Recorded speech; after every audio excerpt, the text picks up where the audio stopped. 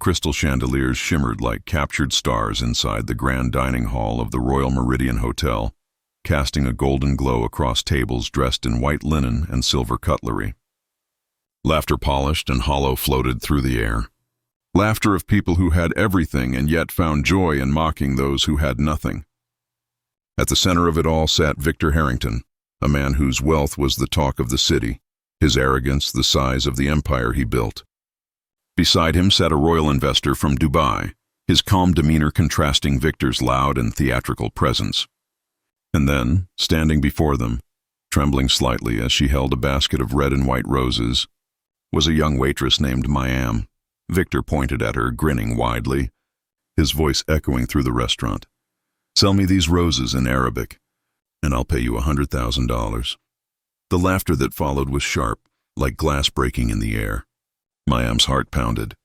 Her hands tightened around the handle of the basket. For her, those roses weren't just flowers. They were part of a small favor she did for the restaurant's owner.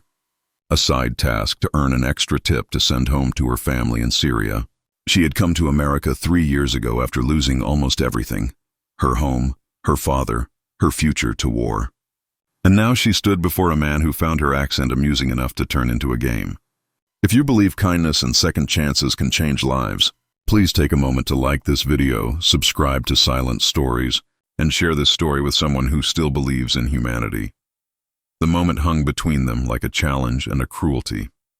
Mayam's throat went dry. She could have walked away, she could have ignored the mockery. But as she looked into the man's laughing eyes, something inside her refused to shrink. She straightened her back and took a deep breath. The clinking of glasses faded, the chatter dimmed, and even the royal investor beside Victor turned to watch. Mayam began to speak, her voice soft yet sure carried words that rolled like poetry. "أشتري هذه على بيع بنوة ملة حتى تعادت الإنسان كيبل أقلها." The words flowed in perfect Arabic, elegant and musical. "Buy these roses with love and hope," she translated quietly, "because they speak to the heart before they reach the mind." The room fell silent. Victor's grin faded. The man beside him, Sheikh Rashid, leaned forward, eyes wide with respect. He understood every word, every delicate syllable that carried both pain and grace. The roses trembled in Mayam's hands, not because she was afraid now, but because the weight of her story lived within those words. When she finished, there was a stillness so deep that even the chandeliers seemed to stop swaying. Victor, once mocking, now sat frozen, his laughter swallowed by awe.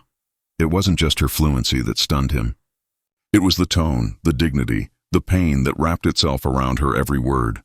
He had expected broken English, awkward attempts, maybe embarrassment.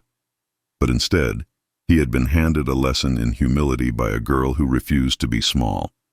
Sheikh Rashid broke the silence first, standing slowly and placing a hand over his chest in the Arabic gesture of respect. "Your words," he said softly, "cry the soul of a poet." Victor's throat tightened as he looked at her. He didn't speak. He simply reached for his wallet, pulled out a checkbook, and scribbled something down. Then, without saying a word, he handed her the check. When she glanced at it, her eyes widened. 1100 zio. Her lips parted, unsure whether to refuse or cry. Victor stood abruptly, his face pale. He muttered something to himself and walked out, his laughter replaced by silence, his arrogance left behind on the polished floor. As the doors closed behind him, Mayam stood there, still holding the roses, tears welling in her eyes. Sheikh Rashid gestured for her to sit, but she shook her head. "Thank you, sir," she whispered, "but I cannot accept this." "It was never about the money." The sheikh smiled faintly. "Then use it," he said. "Not for yourself, but for others who have lost their voice like you once did. That night." Mayam walked out of the Royal Meridian, clutching the check against her heart, her reflection passing through the glass doors like a ghost, leaving behind its pain. The cool wind met her face, carrying with it the faint fragrance of roses. She stopped at a park bench nearby and sat down, the city lights reflecting in her tears. Memories came flooding back. The sound of explosions, her father's arms shielding her as their home crumbled, her mother whispering prayers through the nights of hunger. She had come so far from the dust and despair. And yet it took one cruel joke to remind her how fragile her dignity had once felt. But something inside her had changed. The roses she held were no longer just flowers.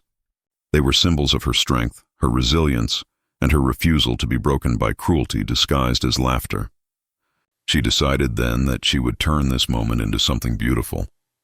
Over the next months, Mayam used part of that money to start a small community center for refugee women, offering free language lessons, job guidance, and emotional support.